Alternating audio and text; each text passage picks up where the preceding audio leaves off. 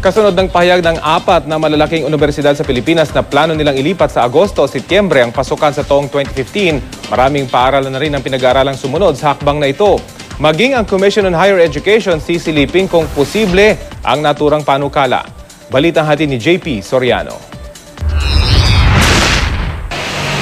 Ang 2015 summer vacation ng mga college student baka raw magtagal mula Abril o Marso hanggang Agosto o Setyembre. Yan ay kung matuloy ang pag-uurong ng mga kolehiyo at universidad ng kanilang pasukan. Maraming paaralan na raw ang pinag-aaralan ang hakbang na yan ayon sa Coordinating Council of Private Educational Associations o COCOPEA.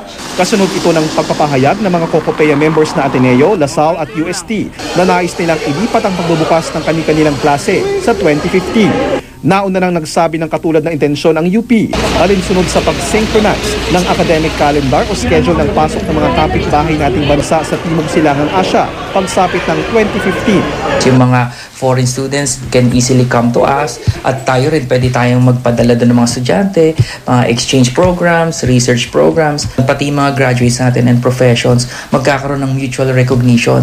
So ibig sabihin yung mga professionals natin dito, professionals din sa mga member ASEAN nations. Kapag natuloy ito, ang dating academic year na mula June hanggang March, magiging August to May na. O kaya September to June.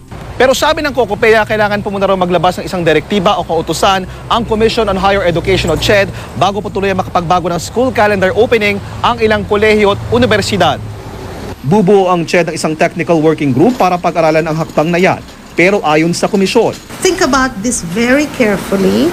It has repercussions on basic ed. What will we do? You'll have the students graduate from high school in March and then wait until August and September, licensure examinations. You graduate and then wala ka ng period for review. Iba rin daw ang kaso ng UP, Ateneo, LaSalle at UST na mga autonomous schools o mas may kalayaan.